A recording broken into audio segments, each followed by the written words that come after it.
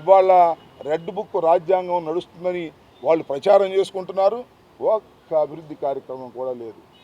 రోడ్లు ఏమంటే గుంటలు పూడుస్తారంట, సిలిండర్లు ఏమంటే అంట సంవత్సరానికి ఓటిస్తారంట, 3 ఏళ్ళు ప్రామిస్ చేసి. అమ్మఒడి అంటే లేదంట, 15,000 లేదంట, 18,000 లేదంట, అవన్నీ కనపడవంట. కానీ వీటిని ప్రశ్నిస్తే వైసీపీ సోషల్ మీడియా యాక్టివిస్టులను లేకపోతే న్యూట్రల్గా ఉన్న సోషల్ మీడియా యాక్టివిస్టులను పట్టుకెళ్తారంట, కొడతారంట, జైల్లో పెడతారంట. ఈ రకమైనటువంటి దుర్మార్గమైనటువంటి కార్యక్రమాలు వాళ్ళు చేసేటటువంటి ప్రయత్నం చేస్తున్నారు. దీన్ని తప్పనిసరిగా ఎదుర్కోవడానికి మేమందరం సిద్ధంగా ఉన్నాం. ఇవాళ ప్రధానంగా మీ ద్వారా రాష్ట్ర ప్రజానీకానికి తెలియపరచదలుచుకుంది ఏమిటంటే, మేము కూడా కంప్లైంట్స్ ఇస్తున్నాం. నిన్న మొన్న కూడా మా కౌన్సిలర్సు, మా కార్పొరేటర్సు, మా నాయకులు వెళ్ళి డిఫరెంట్ పోలీస్ స్టేషన్లో కేసులు ఇచ్చారు. ఇవాళ నేను స్వయంగా వచ్చి జగన్మోహన్ రెడ్డి గారిని దూషిస్తూ పెట్టినటువంటి నారా లోకేష్ గారు, అదేవిధంగా అయ్యన్న పాత్రుడు గారు పెట్టినటువంటి పోస్టింగ్లు కూడా ఇచ్చా. వారి మీద కూడా యాక్షన్ తీసుకుని మీ సిన్సియర్ నిరూపించుకోవాలి కదా. మీరు యాక్షన్ తీసుకోరు, చూస్తాం.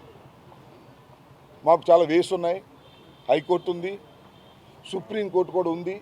మా మీదే కేసులు కాదు, ఎవరు పెట్టినా కేసులు తీసుకునేటువంటి ఒక మంచి వాతావరణాన్ని మీరు సృష్టించేటటువంటి ప్రయత్నం చేయకపోతే రాబోయే కాలంలో ప్రజాస్వామ్యానికి విఘాతం ఏర్పడుతుందని ఈ సందర్భంగా చెప్పదలుచు. రాష్ట్ర వ్యాప్తంగా ఏమో కానీ మా మాజీ మంత్రివర్యురాలు, చిలకలూరుపేట శాసనసభ్యుడిగా పనిచేసినటువంటి వ్యక్తి, ఒక మహిళ, ఆమె వెళ్ళి వాళ్ళ 15 రోజులు 20 రోజుల పైన అయింది.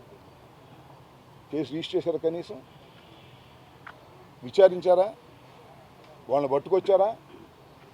ఒకసారి యూట్యూబ్లో చూడండి, నేను చెప్పాల్సిన అవసరం లేదు. ఆమె మీద ఎన్ని ట్రోల్ చేస్తున్నారు, ఎంత దుర్మార్గంగా మాట్లాడుతున్నారు, ఎంత పచ్చిగా మాట్లాడుతున్నారు.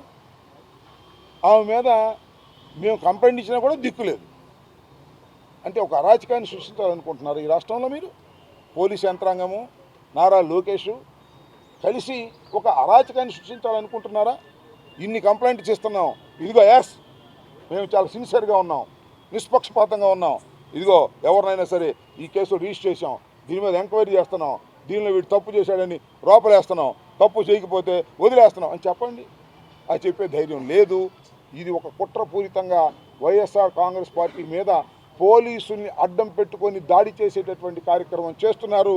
చాలా చోట్ల పోలీసు ఆఫీసర్స్ కూడా ఇల్లీగల్గా బిహేవ్ చేస్తున్నారు. అలా ఇల్లీగల్గా బిహేవ్ చేసే పోలీస్ ఆఫీసర్లు తప్పనిసరిగా ఇరుక్కుంటారు, జాగ్రత్త అని చెప్పదు.